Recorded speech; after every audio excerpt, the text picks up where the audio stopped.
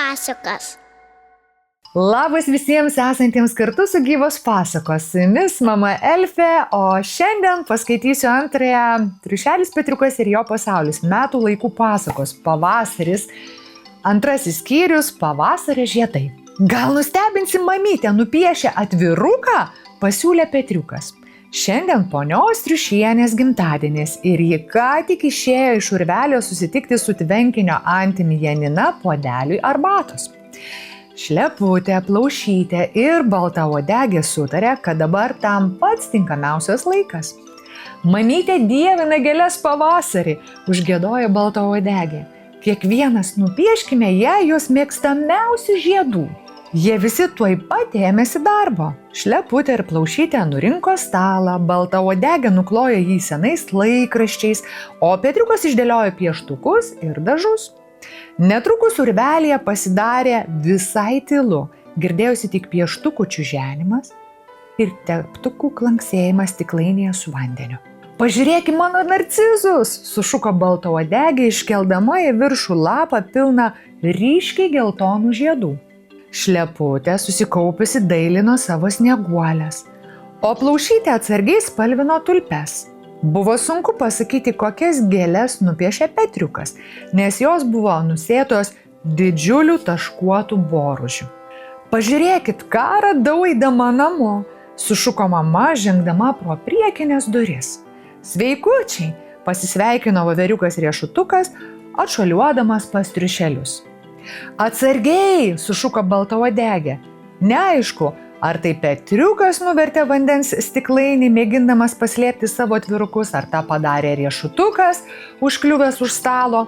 Kad ir kas buvo, vanduo išsipylė per visą stalą ir sugadino visą kruopštų triušelių darbą. Triušeliai ėmė taip šūkauti ir verkti, kad kilo baisi sumaištis. Kas nutiko? Sušuko ponia Triušienė ir atlėkė nešina pašluostę. Kai jos mažyliai paaiškino, kas nutiko, jai jų labai pagailo. Petriukas atsiduso. Norėjom tave nustebinti gėlių paveikslais. Kad ir kaip ponia Triušienė stengėsi išgelbėti piešinius, iš jų liko tik išmirkusio popieriaus košė. Labai miela, jūs tokie rūpestingi, ji dėkinga nusišypsojo. Gal pamėginkit vėl, kai viską sutvarkysiu. Riešutukas apkabino Petriuką ir kažką pakuždėjo triušelį į ausytę. Kokia nuostabi mintis! Petriuko snukutis net nušvito šypseną. Triušeliams susibūrus į ratelį, Petriukas išdėstė sesutėms naują planą.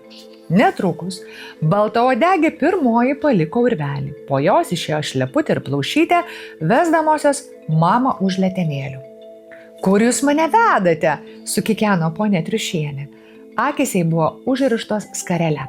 Palauk ir pamatysi, juokėsi Petriukas ir riešutukas sekdami iš paskos. Nesukčiauk, negalima žiūrėti, džiaugsmingai šūktelėjo Baltauodegė. Saulė šildė ponios Triušienės snukutę, o jos ausytės pasiekė ėriukų bliovimas iš ūkio. Jie žengė į girią, jiems virš galvų medžiai skleidė šviežius lapelius, o kažkur pasislėpė geniai snapais kaleno medžių kamienus. Net bitės zvimdamos zujo pirmyn ir atgal.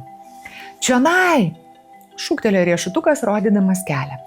Miško gilumoje visiems tekdavo retkarčiais stabtelti, kad padėtų poniai Triušienei persikabaroti per susiraizgiusias medžių šaknis. Ar dar toli? Paklausė Petriukas. Riešutukas nusišypsojo ir parodė į proskiną netoliese. Sėskis, mamyte, paliepė Šleputė ir Plaušytė.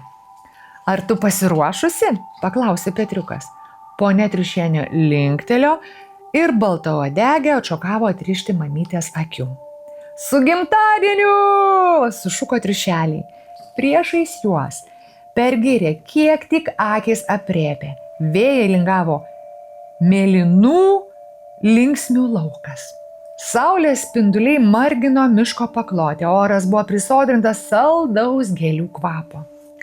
Ponia Triušienė apstulbusi aiktelėjo, ji nežinojo, kad linksmės jau išsiskleidusios.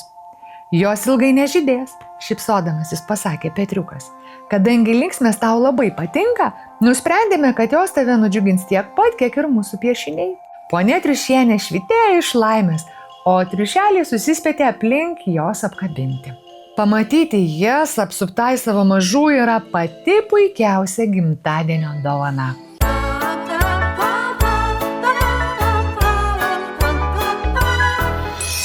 Gyvos pasakos.